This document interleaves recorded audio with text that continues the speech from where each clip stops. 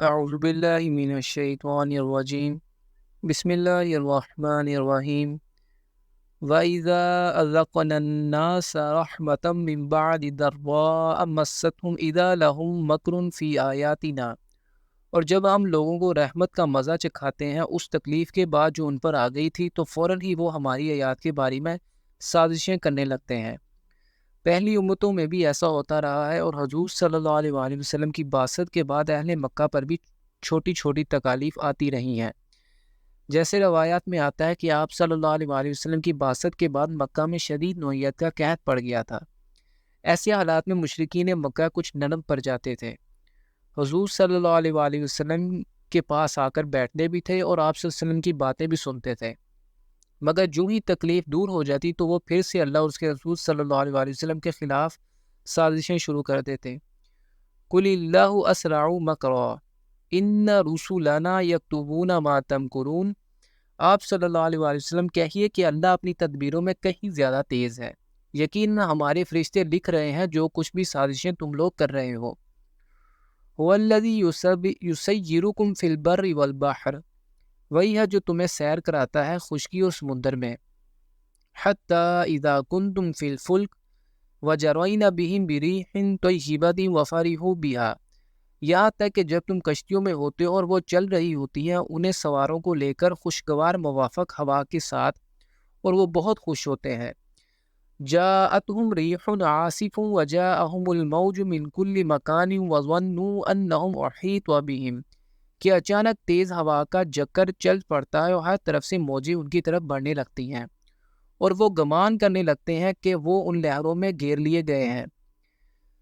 دعوا اللہ مخلصین لہ الدین لئن انجیتنا من هذه لنکونن من الشاکرین، اس وقت وہ پکارتے ہیں اللہ کو اس کے لیے اپنی اطاعت کو خالص کرتے ہوئے کہ اے اللہ، اگر تو نے ہمیں اس مصیبت سے نجات دے دی تو ہم لازماً ہو جائیں گے بہت شکر کرنے والوں میں سے۔ ایسے مشکل وقت میں انہیں صرف اللہ کی یاد آتی ہے، کسی دیوی دیوتا کا خیال نہیں آتا۔ اس سلسلے میں ابو جہل کے بیٹے اکرمہ کے بارے میں بہت اہم واقعہ تاریخ میں ملتا ہے کہ فتح مکہ کے بعد وہ حجاز سے فرار ہو کر حبشہ جانے کے لیے بعض دوسرے لوگوں کے ساتھ کشتی میں سوار تھے کہ کشتی اچانک طوفان میں گر گئی۔ کشتی میں تمام لوگ مشرکین تھے، لیکن اس مصیبت کی گھڑی میں کسی کو بھی لات منات عزا اور حبل یاد نہ آئے، اور انہوں نے مدد کے لیے پکارا تو اللہ کو پکارا۔ اسی لمحے اکرمہ کو اس حقیقت کی انکشاف نے چونکا دیا کہ یہی تو وہ پیغام ہے جو محمد صلی اللہ علیہ وآلہ وسلم ہمیں دے رہے ہیں۔ چنانچہ وہ واپس لوٹ آئے اور رسول اللہ صلی اللہ علیہ وآلہ وسلم کی خدمت میں حاضر ہو کر اسلام قبول کر لیا۔ اس کے بعد یہی اکرمہ رضی اللہ تعالیٰ عنہما اسلام کے زبردست مجاہد ثابت ہوئے، اور حضرت ابوبکر صدیق رضی اللہ تعالیٰ عنہ کے دور خلافت میں منکرین زکوٰۃ اور مرتدین کے خلاف جہاد میں انہوں نے کارہائے نمایاں انجام دے۔ فلما انجاہم اذا ہم یبغون فی الارض بغیر الحق، پھر جب وہ انہیں نجات دے دیتا ہے تو فوراً ہی بغاوت کرنے لگتے ہیں زمین میں ناحق۔ یا ایھا الناس انما بغیکم علی انفسکم متاع الحیاۃ الدنیا ثم الینا مرجعکم فننبئکم بما کنتم تعملون، اے لوگو تمہاری اس بغاوت کا وبال تمہاری اپنی ہی جانوں پر آئے گا۔ یہ دنیا کی زندگی کا ساز و سامان ہے، اسے برتو، پھر ہماری ہی طرف تم سب کو لوٹنا ہے، پھر ہم تم کو بتلا دیں گے جو کچھ تم کرتے رہے تھے۔ انما مثل الحیات الدنیا کماء انزلناہ من السماء فاختلط به نبات الارض مما یاکل الناس والانعام، اس دنیا کی زندگی کے مثال تو ایسے ہے جیسے پانی جو ہم برساتے ہیں آسمان سے، پھر اس کے ساتھ نکل آتا ہے زمین کا سبزہ جس میں سے کھاتے ہیں انسان بھی اور چپائے بھی۔ حتی اذا اخذت الارض زخرفها وزینت، یہاں تک کہ جب زمین اچھی طرح اپنا سنگار کر لیتی ہے اور خوب مزین ہو جاتی ہے، وَظَنَّ أَهْلُهَا أَنَّهُمْ قَادِرُونَ عَلَيْهَا، اور اس کے مالک سمجھتے ہیں کہ اب ہم اس پر قادر ہیں۔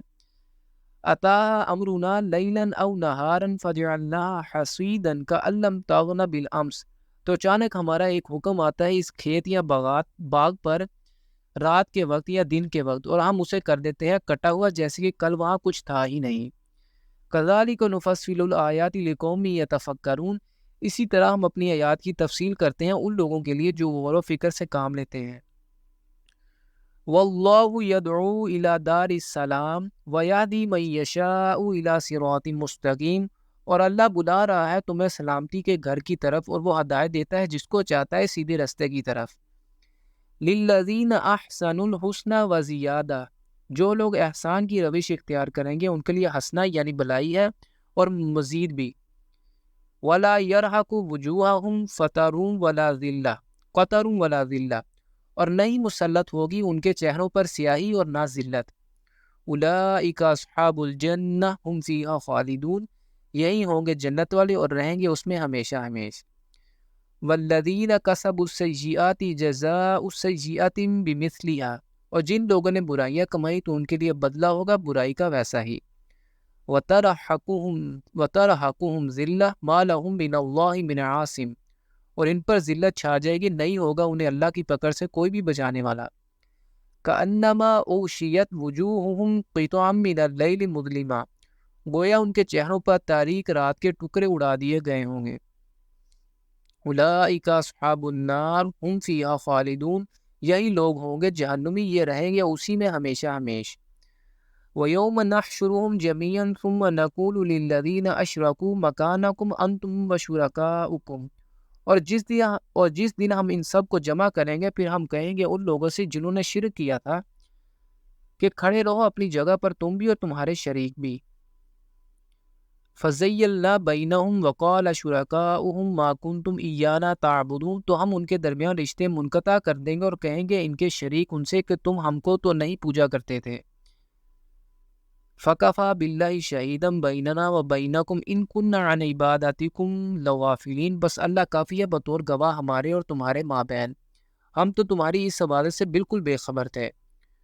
جنہیں وہ پوجا کرتے تھے وہ کہیں گے کہ ہم تمہاری اس عبادت سے بالکل بے خبر تھے۔ هُنَالِكَ تَبْلُو كُلُّ نَفْسٍ مَا أَسْلَفَتْ وَرُدُّوا إِلَى اللَّهِ مَوْلَاهُمُ الْحَقِّ وَضَلَّ عَنْهُمْ مَا كَانُوا يَفْتَرُونَ، اس وقت ہر جان کو پتہ چل جائے گا کہ اس نے کیا آگے بھیجا تھا، اور وہ لوٹا دیے جائیں گے اللہ کی طرف جو ان کا برحق مولا ہے، اور گم ہو جائے گا ان سے وہ سب کچھ جو افطرا وہ کرتے تھے۔